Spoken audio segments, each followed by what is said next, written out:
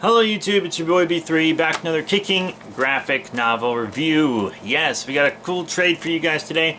We've already done Volume 1, and now we're moving on to Earth 2, Volume 2, The Tower of Fate. Yeah, I was real excited for this volume when it came out, because Dr. Fate's one of my boys. He's one of my boys!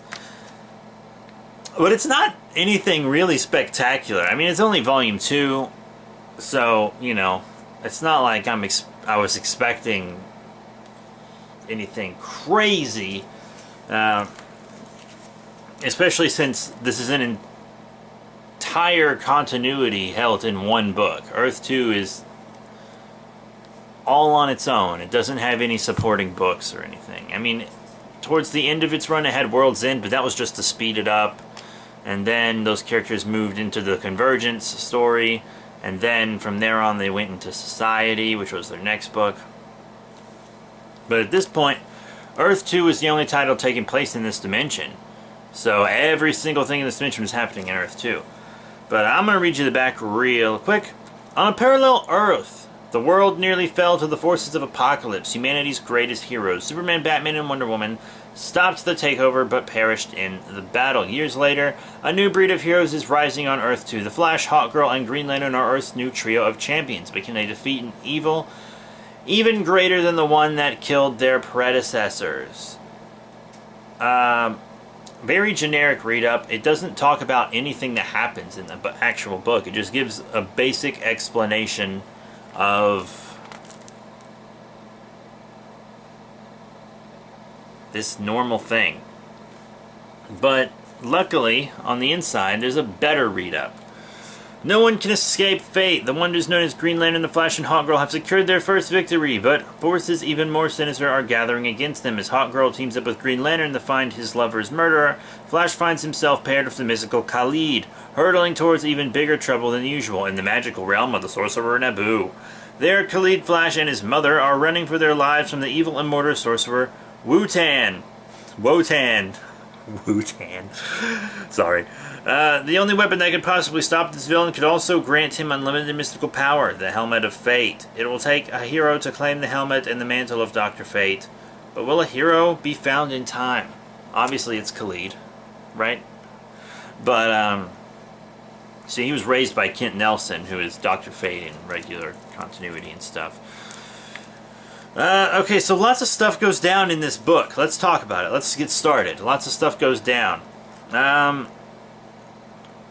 First up, we have the Zero issue that talks about Stallone's past and why he's the wanted man and about the genocide he committed to save the Earth. Batman, Superman, and Wonder Woman were all in it. And then we have some more backstory on Mr. Terrific as well. So, Hawkgirl confronts Green Lantern again, like, hey, let's all work together. He's like, fuck you, I'm going to destroy my apartment because I'm upset. The Sandmen go on something to liberate Mr. Terrific from one of Stallone's bases. We get a glimpse of Red Tornado, who, spoiler, is Lois Lane. We're going to get to that later. And Steppenwolf takes over a country. Pretty crazy. Turns out he's been raising Wonder Woman's daughter. He took Wonder Woman's daughter and has been raising her since she was very young, and he killed her mother. But he's been raising her since she was so young that it's whatever.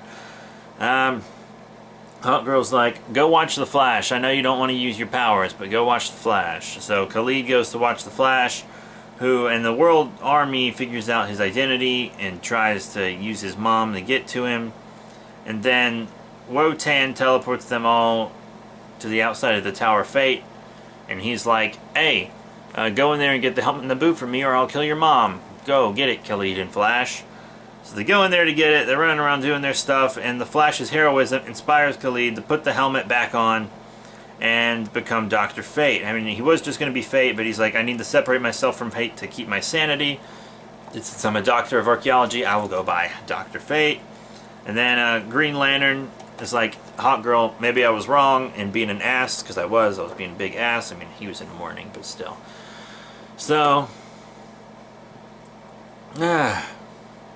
he goes and he gets Hawkgirl's help to find the killer of his partner, because his partner Sam was murdered in that train explosion. It turns out Sam was actually the target of the explosion, and they find all these dead parademons, and it seems like there might be something up with the Yakuza or something.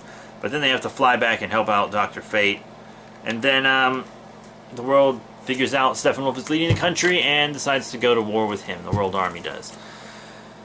But, yeah, the thing about this Earth 2 title, I mean, the art's excellent, the writing's not bad. It gets better as the title goes along. It does get better.